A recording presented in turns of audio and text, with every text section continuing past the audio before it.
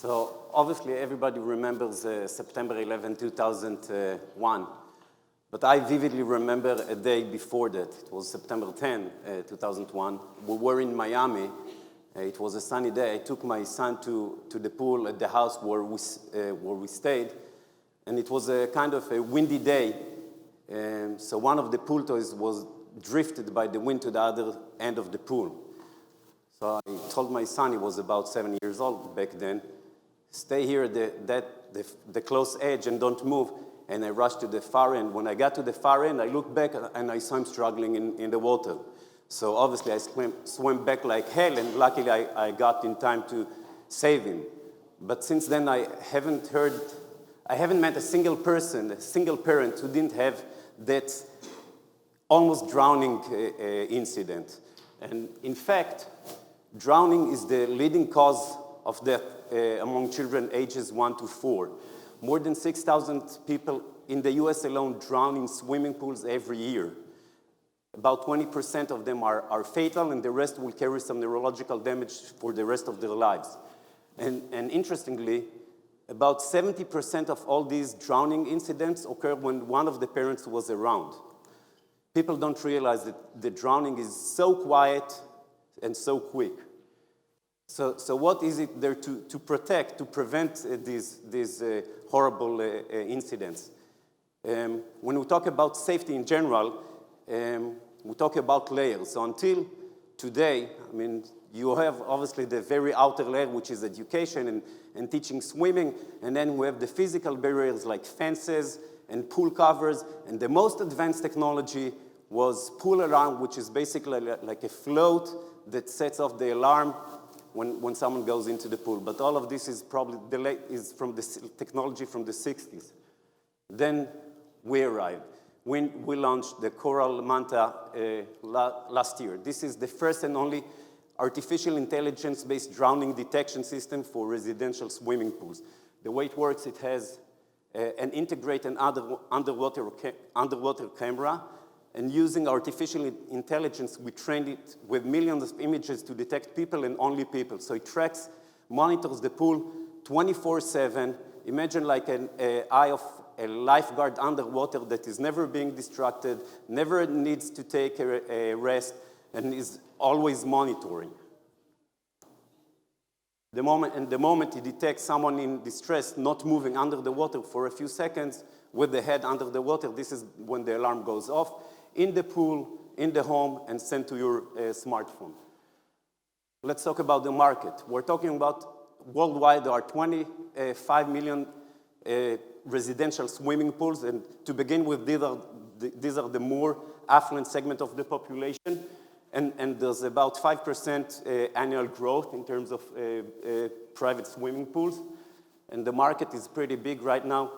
About $10 million are spent annually on pool equipment and pool chemicals and such, and it's expected to double in the next decade.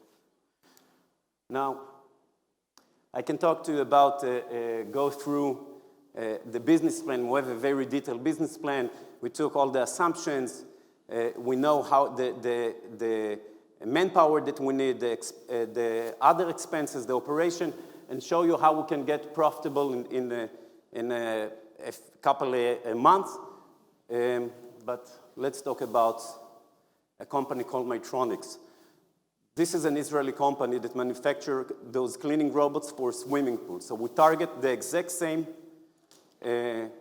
target audience, target consumers, the pool owners.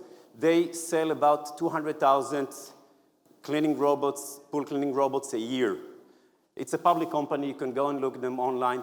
It's a $1 billion company. So instead of showing you charts and graphs and see where the company can go to in a few years, just check online this company and see where we can be in a few years. So far, we raised about $2 million. That was 3 years ago from a private investor and a VC. Using the $2 million, we got much farther than we expected. We commercially launched the product this summer, already sold about 200 units, which is quite amazing because it's pretty expensive unit. It costs $2,000. We won several awards. We have agreements in 14 countries, and we were embraced by the media. We were featured in national TV in the US, in Australia, in Germany, and in dozens more magazines and online websites. Now we're looking to raise additional $3 million. We already secured about $600,000.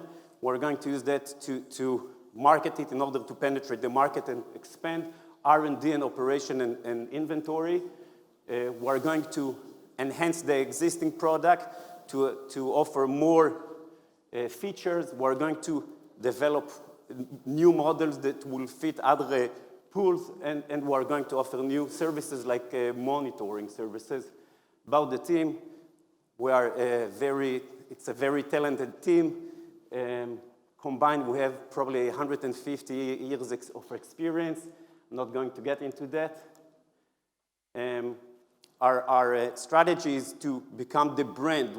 There's no doubt that in a year or two there will be a competition, but we know everybody to know the brand Coral Manta. So whenever someone talks about pool safety or drowning detection, the Coral Manta will be the first brand to come in mind.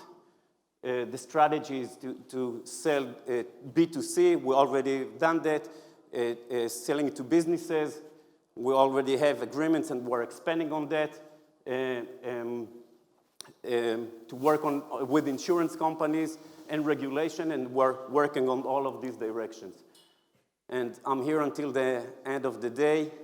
If you want to be a part not only of a successful company, but also to make an impact and save children's lives, then feel free to talk to me.